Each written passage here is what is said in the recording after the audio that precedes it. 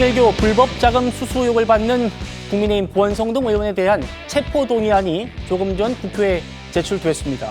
민주당은 다음 주 수요일쯤에 통과시킨다는 방침인데 그러면서요 3대 특검의 수사 기한도 연장하고 내란 특별재판부도 설치할 계획입니다. 오늘 정기국회 개원식부터 만나보시죠. 잘 대비가 되실 것 같습니다. 위쪽은 알록달록한 이 한복을 차려입은 민주당과 조국혁신당 의원들이고요. 아래쪽에는 검은색 상복을 입은 국민의힘 의원들입니다. 극명하게 대비가 되죠. 검은 넥타이에 근조 리본을 달고 의회 민주주의는 죽었다. 이렇게 메시지를 내고 있습니다.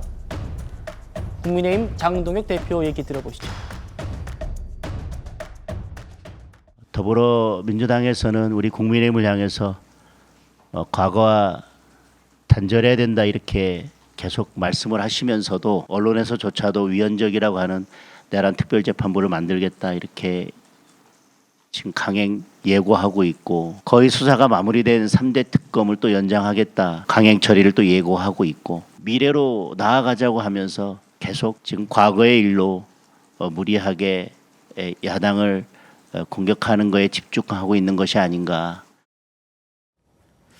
최 의원님, 김건희 특검이지 않습니까? 그런데 이게 지금 대선 자금 수사가 되고 있고 국민의힘 의원들을 다 겨냥한 수사가 되고 있고요. 그런 특검의 수사 기한을 연장하고 또 심지어 내란 특별재판부를 만들겠다라는 게 이게 지금 전부 야당 말살 시도 아니냐. 그리고 이게 의회 민주주의의 사망 아니냐. 이게 지금 장동혁 대표의 주장입니다.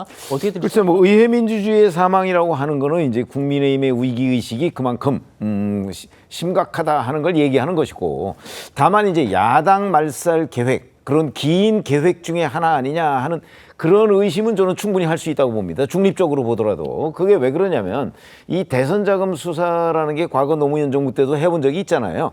그러니까 이 어차피 정치를 하는데 돈이 필요한 건 사실이고요.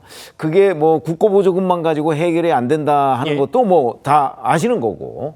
그다음에 또 아시다시피 사실은 이재명 대통령도 과거 경선 자금 문제 되고 있고 그중에 관여한 분이 지금 그 재판을 받고 있는 거 아닙니까? 김용 씨 같은 경우. 그렇죠. 아니 그러니까 그것처럼 사실은 이 정치 자금 문제는 굉장히 예민한 부분이고요. 예. 그걸 만약에 하나씩 둘씩 그 단계적으로 해서 접근해 나가기 시작하면 지금 국민의힘이든 민주당이든 간에 아마 완벽하게 자유로운 쪽은 없을 거다 하는 관점에서 본다면 네. 자 지금 이제 통일교의 그 뭐 자금 지원을 이게 대선 자금 아니냐는 식으로 하여튼 지금 접근해서 들어가잖아요. 예. 이렇게 되면 이제 뭐든지 또 의심스러운 상황이 나오면 또 다른 이제 수사를 진행할 거란 말이죠.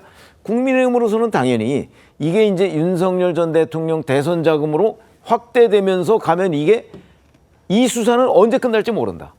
그러니까 위기의식이 당연히 있겠죠. 전 그런 관점에서 본다면 이 대선 자금으로 지금 번질 가능성 저는 충분히 있다고 봅니다. 그렇기 때문에 이렇게 되면 결국 아마 최악의 경우에는 내년 지방선거까지도 이 특검이 계속될 가능성까지도 있는데 네. 그러면 국민의힘이 이게 뭐 윤석열 전 대통령을 옹호하느냐 두둔하느냐 하는 차원을 훨씬 넘어서서 자, 국민의힘 이러다가 그 사실은 이거 거의 해산 위기에 처할지도 모르겠다. 또는 여당의 압박이 국민의힘 해산까지 이를 수도 있겠다 하는 위기감을 갖는 것은 당연하기 때문에 저는 저런 반발을 아마 피할 수가 없을 것이다. 이렇게 생각합니다. 예, 오늘 정기국회 개원식이었습니다.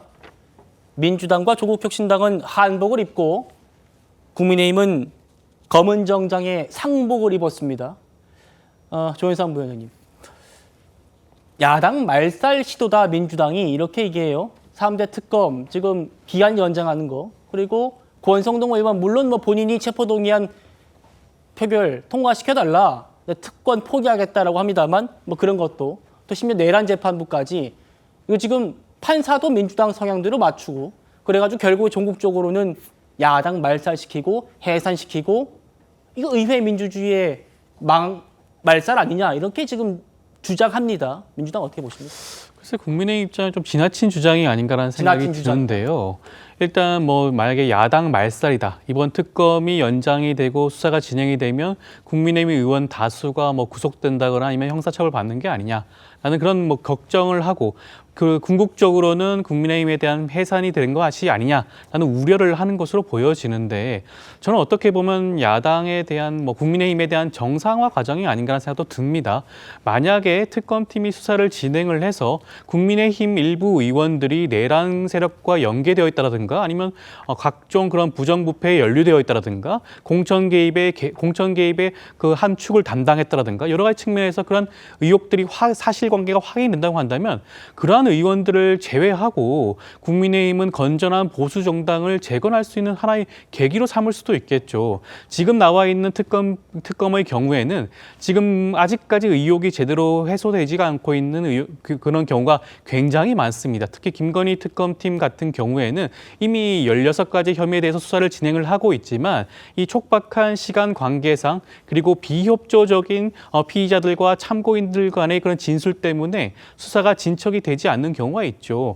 김건희 씨의 집사로 불리는 김혜성 씨 사건의 경우에는 별도의 그런 개정안을 통해서 수사를 진행할 필요성도 분명히 있습니다. 여러 가지 측면에서 이번 3대 특검법에 대한 개정안은 필요성이 인정이 되는 것이고요. 그리고 내란 특별재판부에 대해서 말씀을 드린다면 네. 이것은 뭐 유연적인 요소가 있는 게 아니냐는 지적을 하는 분들도 계시지만 새롭게 법원을 만드는 게 아닙니다. 서울중앙지법과 서울고등법원에 하나의 재판부를 만들겠다는 것이고요. 그 재판부는 판사들로 구성이 되는 겁니다. 단지 국회와 법원 그리고 변협 차원에서 인사추천위원회를 구성을 예. 해서 판사들 중에 그 적합한 분을 추천하여 임명하는 그런 절차를 진행하는 것뿐이에요. 판사가 아닌 자가 그 재판을 진행하는 것이 아닙니다. 여러 가지 살펴보게 되면 내란 특별재판부를 구성해서 어떻게 보면 재판의 정당성과 예. 효율성 그 재판만 집중해서 살펴볼 수가 있겠죠. 여러 가지 측면을 살펴보게 되면 내란 특별재판부의 필요성도 일정 부분 인정이 될 수 있지 않나 싶습니다.